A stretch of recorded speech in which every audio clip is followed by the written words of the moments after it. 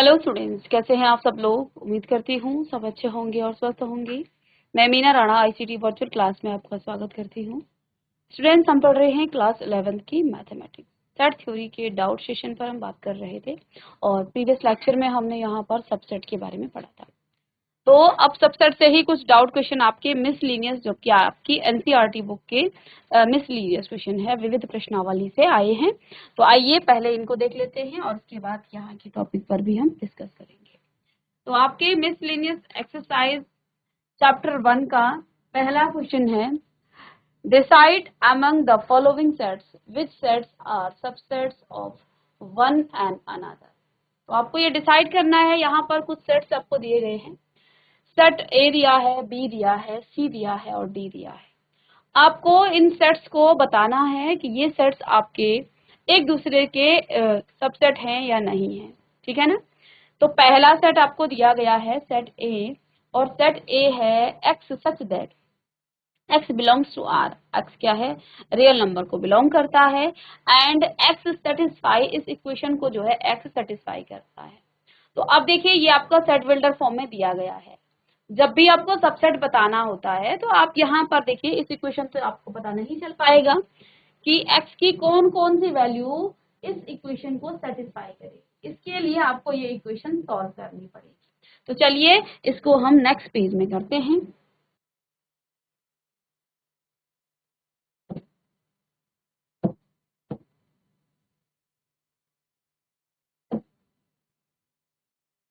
Set ए आपके पास दिया गया है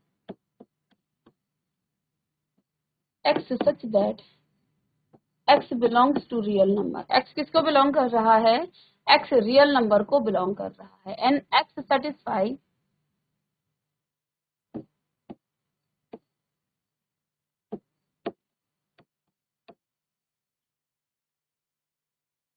इक्वेशन कौन कौन सी है यहाँ पर, x square minus 8x plus 12।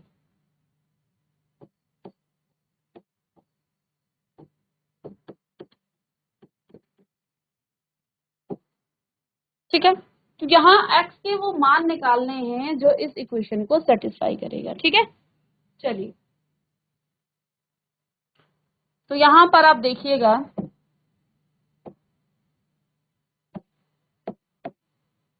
इस इक्वेशन को कर लेते हैं। X square minus 8x plus 12 is equal to 0। यहाँ x की वैल्यू आप निकालेंगे तो 12 और 6 two 12, x square minus 6x minus में 2x plus 12 is equal to 0।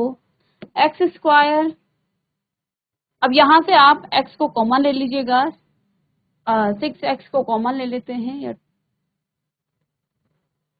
चलिए x को कॉमन लेंगे तो यहाँ पर आपके पास x बच जाएगा माइनस में 6।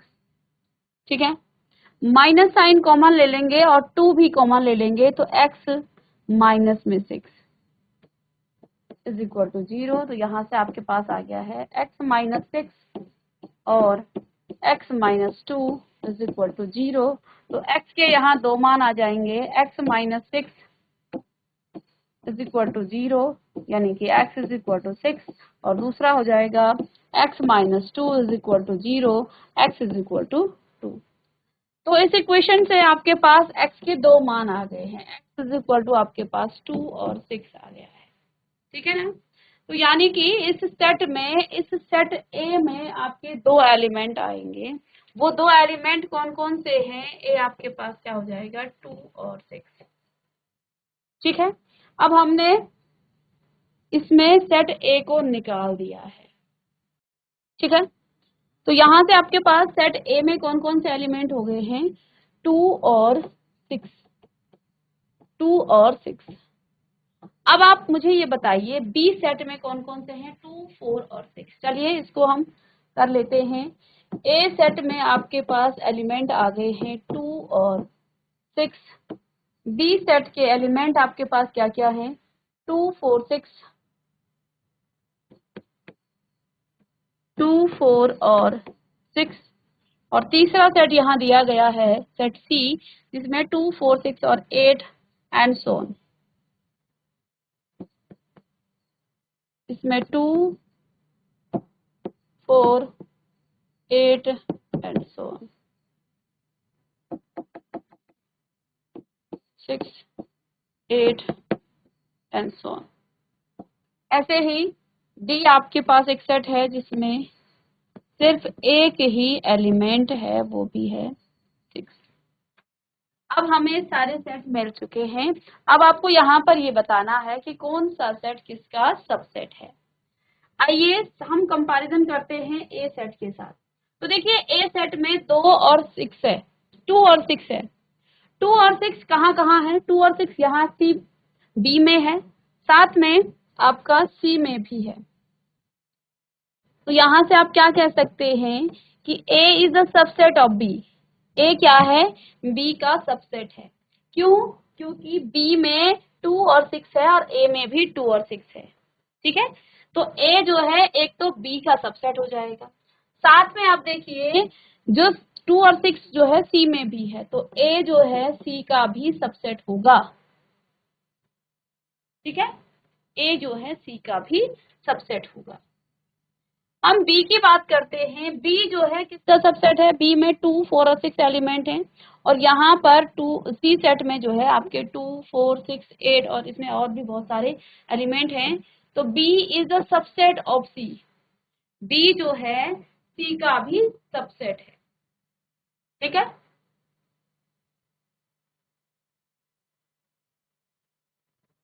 इसके बाद C किसी का भी सबसेट नहीं है क्योंकि C जो है इसमें बहुत सारे एलिमेंट हैं, इन्फिनिटी तक जो है यहाँ एलिमेंट है, इसलिए C किसी का भी सबसेट नहीं है इस इन सेट के अकॉर्डिंग।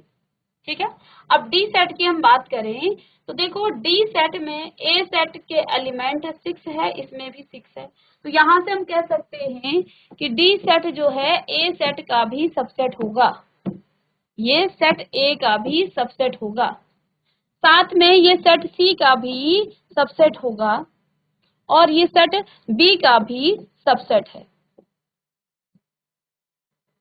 तो यही आपको बताना था कि ये किस किस के सबसेट है, ये जो सेट दिए गए हैं ये किस किस के सबसेट है। तो यहाँ पर A B का सबसेट है, A C का भी सबसेट है, B C का सबसेट है, D A का सबसेट है, D C का सबसेट है और D B का सबसेट है। चलिएगा,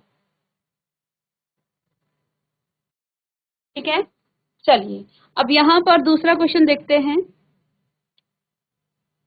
क्वेश्चन नंबर 2 है, in each of the following determine whether the statement is true और फॉल्स। अब यहाँ पर कुछ स्टेटमेंट दिए गए हैं, आपको देखना है ये स्टेटमेंट कौन सा ट्रू है और कौन सा फॉल्स है।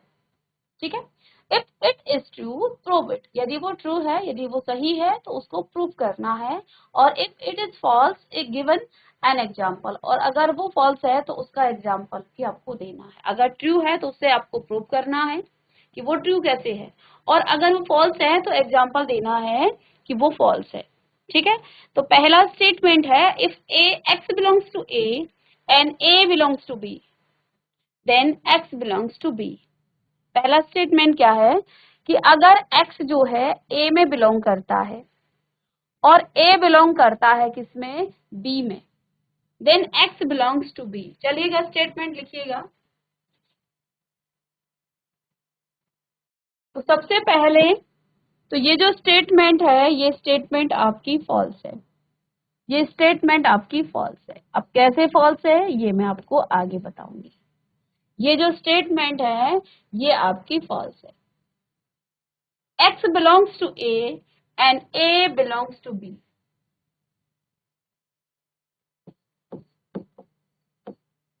X belongs to A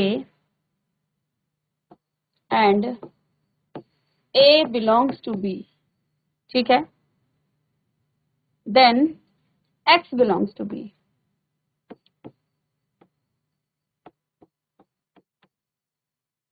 चलिए, तो मैंने आपसे कहा ये स्टेटमेंट आपकी फॉल्स है। ठीक है, लेट्स सपोज आपका जो x है वो आपका 1 है, इसको हम कोई नंबर मान लेते हैं, चाहे तो आप x भी ले सकते हैं। ठीक है, लेट्स सपोज आपके पास x जो है 1 है। अब हमने कहा x जो है सेट A में बिलोंग करता है। सेट A को मैंने लिखा यहाँ 1 तो है ही इसमें, साथ में एक और एलिमेंट्स मैं लिख लेती हूँ, ठीक है। अब ये जो A है वो बिलोंग कर रहा है B में, B सेट में। इसका मतलब ये हुआ कि जो B सेट होगा उसमें पूरा ये जो है एक एलिमेंट होगा, कौन सा, ये दो, ये एक एलिमेंट होगा और साथ में यहाँ पर कोई और एलिमेंट भी होंगे। इसका मतलब यही तो है, सेट बी जो है यहाँ पर सेट बी में एक क्या है, एक एलिमेंट्स की तरह, बिलोंग्स टू का मतलब ये होता है कि ए जो है बी सेट का एलिमेंट है, उसका अवयव है। इसका मतलब ये हुआ कि पूरे ही ए सेट को, ए सेट बी सेट में बिलोंग कर रहा है, इसका मतलब यह है पूरे ए सेट को आपको उठाना है और उसे बी सेट में एज इट इज ऐसे ही रखना है, तभी ये इसमें बिलोंग करेगा, ठीक है ना। इनको आप सेपरेट नहीं कर सकते हैं क्योंकि हमने क्या कह दिया है, ए बिलोंग्स टू बी। और अगर A बिलोंग्स टू B है यानी कि पूरा सेट A को उठा करके आपने B में रखना है, तब जा करके ये क्या कहलाएगा, A बिलोंग्स टू B, ठीक है। क्योंकि ये 1,2 ये आपका क्या है, A है, तभी हम कहेंगे कि A बिलोंग्स टू B। इसके अलावा यहाँ पर अन्य एलिमेंट भी हो सकते हैं, 3 4 कितने भी हो सकते हैं, ठीक है। फिर इसने क्या कहा कि X बिलोंग्स टू B, क्या X B में भी बिलोंग करेगा, क्या X B में बिलोंग करेगा, बिल्कुल भी नहीं करेगा, क्योंकि X तो आपका 1 था और अब ये 1 आपका सेपरेट स्वतंत्र नहीं है, ये इंडिपेंडेंस नहीं है, यहाँ पर ये एक सेट में बंधा हुआ 1 है। तो अब आप ये नहीं लिख सकते हैं कि ये जो X है वो B में बिलोंग करता है, ये जो है इस 2 के साथ है, साथ में इसके साथ एक कर्ली ब्रेसेस के अंदर ये बंद हो रखा है, तो इसको आप ऐसे सेपरेटली नहीं बोल सकते हैं कि ये 1 जो है सेट B में बिलोंग कर रहा है, ठीक है ना। तो इसलिए ये जो है आपका क्या है, फॉल्स है। समझ रहे हैं आप बात को। जब भी कोई एलिमेंट किसी सेट में है और कोई सेट किसी अन्य सेट में है तो पूरे सेट को उठा करके विद इन करली ब्रैकेट के को भी आप उठाएंगे और उस सेट में रखेंगे। जैसे यहाँ ए सेट में 1 और 2 एलिमेंट थे, 2 अवयव यहाँ पर थे। जब ये ए बी में बिलोंग करता है तो हमने पूरे ही सेट को उठाया और बी सेट में रख दिया। अब ये 1 और 2 सेपरेट नहीं है। अब यहाँ पर आप क्या लिखेंगे कि 1,2 ये बिलोंग्स टू बी, ये बी को बिलोंग करते हैं। ये सेट कब बनाएगा, जब आप इसको बाहर से इस तरह से लिखेंगे, ये सेट तब बनाएगा, तब हम कहेंगे कि ये इसका क्या है, सबसेट है, ठीक है। ये ब्रैकेट के अंदर था, ठीक है, तो ये यहाँ अवयव है।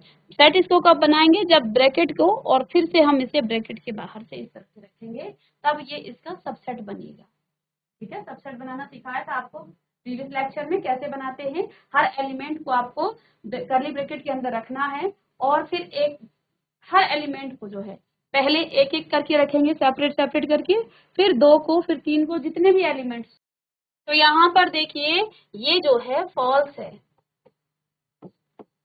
क्योंकि x does not belongs to b, x b में बिलोंग नहीं करेगा, क्योंकि हमने यहाँ पर क्या मान लिया, x का मान 1 है और सपोज x a सेट में 1 और 2 एलिमेंट, देखो ऐसा तो नहीं कहा कि सेट a में एक ही एलिमेंट है, ठीक है।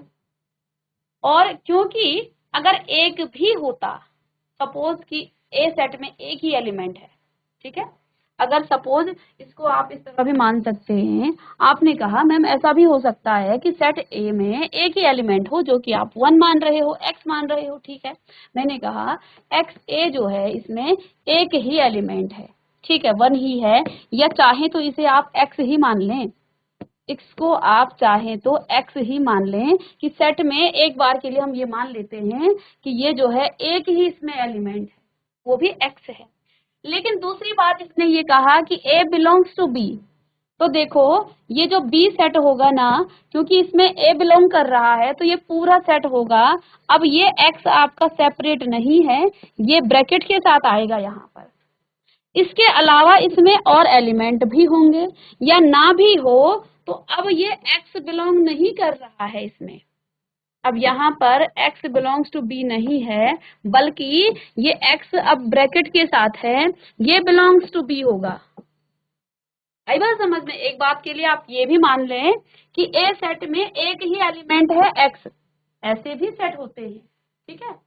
तो इस सेट में एक ही एलिमेंट है, और क्योंकि इसमें एक एलिमेंट है कोई बात नहीं, लेकिन यहाँ पर दूसरी कंडीशन दे दी है a बिलोंग्स टू b। अब जब a बिलोंग्स टू b कहा, तो ये जो पूरा सेट है ब्रैकेट के साथ, ये b सेट में आएगा। तो अब यहाँ x आपका सेपरेट तो है नहीं, जो आप कहेंगे कि set x belongs to c b। तो इस x को आप यहाँ सेपरेट नहीं कर सकते हैं, यहाँ x इस ब्रैकेट के साथ है, x बिलोंग नहीं करता है, बल्कि ये ब्रैकेट के साथ बिलोंग करता है b। ठीक है ना? आए समझ में बात? क्यों ये फॉल्स है? तो यहाँ पर हमने इसको प्रूव भी कर दिया है कि ये जो है x अगर a में बिलोंग कर रहा है और a b में बिलोंग कर रहा है, तो आपका x b में बिलोंग नहीं करेगा। अगर एक ही एलिमेंट भी किसी सेट में रहता है, जैसे हमने यहाँ पर मान लिया कि x सपोज कि एक ही एलिमेंट था, वो भी x था, ठीक है। अगर यही था लेकिन b सेट में, तो वो इस तरह से आएगा, क्योंकि यहाँ तो इन्होंने कहा कि a बिलोंग्स टू b, तो फिर हमें पूरे इस ब्रैकेट को उठा करके भी यहाँ रखना पड़ेगा, तब जा करके ये इसका एलिमेंट होगा। ठीक है, a जो है b का एलिमेंट होगा, ठीक है ना। चलिए अब इससे नेक्स्ट जो है का स्टेटमेंट है कि if a is a subset of b and b belongs to c। Next statement लिखें, if a is a subset of b and b belongs to c, then a belongs to c। चलिए इस statement को देखते हैं। आप पहले इसे check कर लेते हैं। देखिए मैं इसे कह रही हूँ ये भी आपका फॉल्स है। अब देखिए कैसे फॉल्स है, ये हम नेक्स्ट। दूसरा स्टेटमेंट है कि a is subset of b if a is subset of b and b belongs to c and b belongs to c, b belongs to c, then a belongs to c।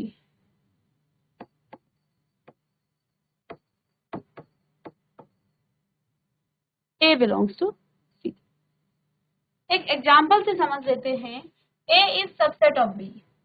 a में आप suppose कुछ elements ले लीजिएगा 1 और 2, क्योंकि a जो है b का सबसेट है, तो हम b को इससे बड़ा ही लेंगे, और b के एलिमेंट यहाँ पर 1 और 2 तो होंगे, लेकिन साथ में यहाँ पर हम एक 3 भी ले लेते हैं, ठीक है। अब तीसरी बात इसने क्या कहा, ये तो हमारी बात कंप्लीट हो गई कि a is subset of b। तो इसके अकॉर्डिंग हमने ये दो एग्जाम्पल यहाँ पर ले ली। a छोटा सेट होगा और b आपका बड़ा सेट होगा, ठीक है। अब सपोज ये इसके इक्वल भी होता है, क्योंकि दो कंडीशन होते हैं ना सबसेट में, या तो वो उसके इक्वल भी हो सकता है ना। तो सपोज वो इक्वल होता है, उस केस को भी बताऊंगी, लेकिन फिलहाल हमने इसको क्या कर दिया है, बड़ा सेट ले लिया है, और इसको इसका सबसेट ले लिया है। अब इसने कहा कि b belongs to c, c कोई सेट होगा तीसरा, और उसमें b सेट बिलोंग कर रहा होगा, यानी कि ये जो पूरा b सेट है, इसको उठा करके हम c सेट में एज इट इज ऐसे ही रखेंगे, क्योंकि इसने कहा ये बिलोंग करता है c में। तो इस पूरे सेट को उठाना है, और c में सबसे पहले तो आप इस सेट को रख दें, क्योंकि कंडीशन यहाँ बता दी गई है कि b belongs to c, b c में बिलोंग कर रहा है, लेकिन ये एक एलिमेंट है सिंगल यहाँ पर, ठीक है, ये सिंगल एलिमेंट है। सपोज यहाँ पर आपने 4, 5 कुछ और एलिमेंट भी यहाँ पर ऐड कर दिए, ये कोई सी सेट है, ठीक है, ये कोई सी सेट है। देन इसने कहा कि a बिलोंग्स टू c, क्या a भी c में बिलोंग करेगा? क्या a सेट इसमें बिलोंग कर रहा है? a सेट में कितने एलिमेंट है, 1 और 2, और देखो इसको इसी तरह से रखना है आपको, ब्रैकेट में ऐसे ही रखना है। क्या 1,2 ब्रैकेट में इस सी सेट में आ रहे हैं? बिल्कुल भी नहीं। A belongs to does not belongs to C. A जो है इसमें बिलोंग नहीं कर रहा। इसका मतलब ये जो स्टेटमेंट दी गई है ना, देन ए बिलोंग्स टू सी, ये आपकी फॉल्स है, ये आपकी फॉल्स है। ठीक है, चलिए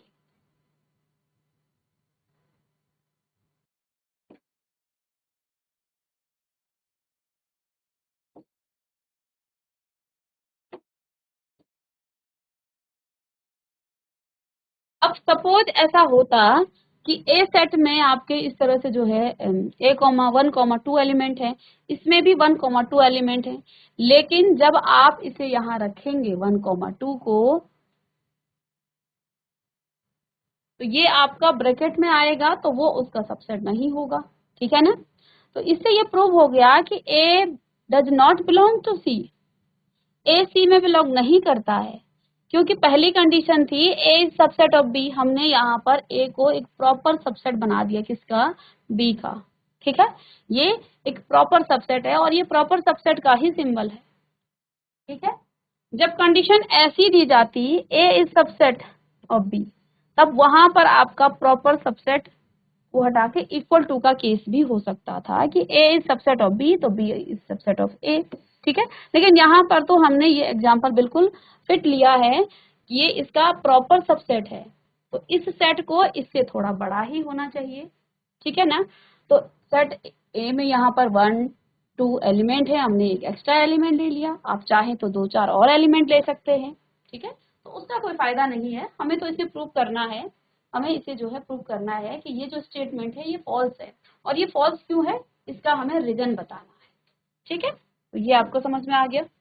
नेक्स्ट है A is a subset of B और B is a subset of C, then A is subset of C. चलिए, तीसरा स्टेटमेंट है A is subset of B, B is subset of C. चलिए,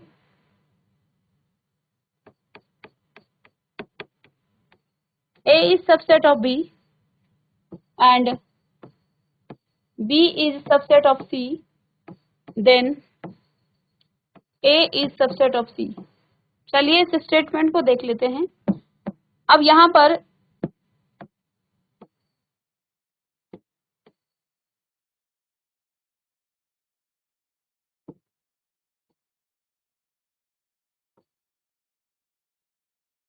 इसको वेन डायग्राम से आप देख सकते हैं।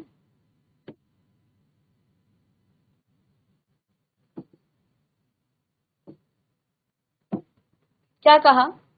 ए इज सबसेट ऑफ बी, ये ए सेट है, यहाँ ये बी सेट है, और B is subset of C, B is subset of C. तो बी जो है, ए जो है बी के अंदर आएगा, ठीक है, और बी सी के अंदर आएगा। और देखो ए सबसे छोटा सेट है, तो यहाँ से हम क्या कहेंगे कि A is subset of B था, ये आपने वेन डायग्राम से देखा। और